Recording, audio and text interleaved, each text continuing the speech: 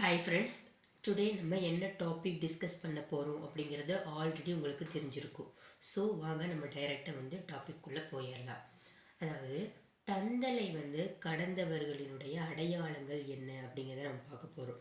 அதாவது ஆன்மீக பார்வையில் அடையாளம் காண்பதற்கு சில இன்னர் மற்றும் அவுட்டர் அறிகுறிகள் கூறப்படுகிறது.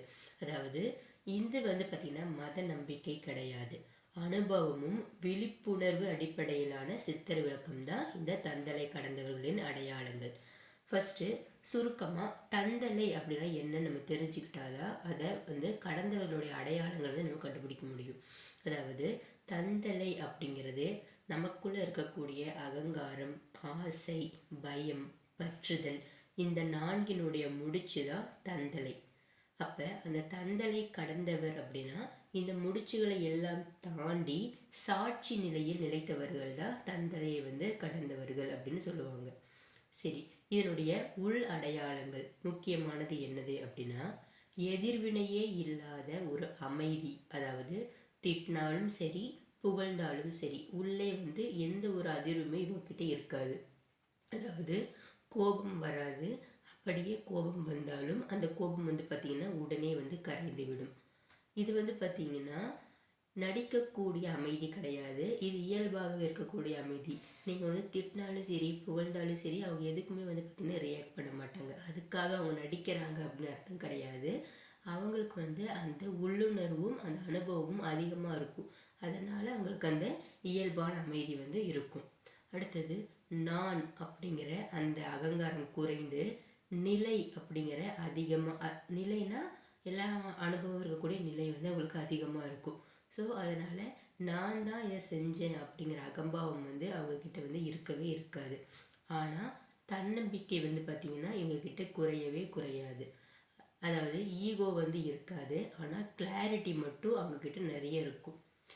பயமே இல்லாத உண்மையான பேச்சு, அதாவது யாரையுமே காயப்படுத்தாமல் எதுக்கும் பயப்படாமல் உண்மையை மட்டுமே பேசுவாங்க.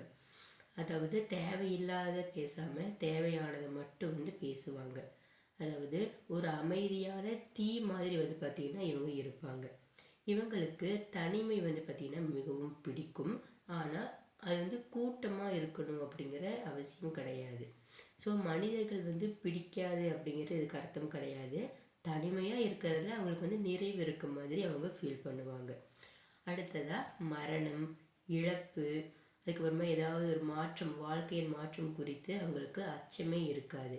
அதாவது மரணத்தை கூட பார்த்திங்கன்னா இந்த தந்தலை கடந்தவர்கள் இது ஒரு மாற்றம் அந்த மாதிரி தான் அவங்க பார்ப்பாங்க. மரணத்தை கூட எதையும் இழந்தாலும் உள்ளே மனசு சிதறவே மாட்டாங்க. ஸோ இவங்களுக்கு வெளிப்படும் அடையாளங்கள் கவனமாக பார்க்கணும்.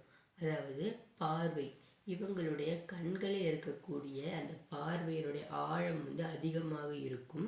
அதாவது உங்களை பார்க்கிறார் அந்த மாதிரி கிடையாது, உங்களுக்குள்ளேயே பார்த்திங்கன்னா அவர் ஊடுருவது போல இருக்கும். அவருடைய பார்வை அந்த அளவுக்கு ஆழமாக இருக்கும்.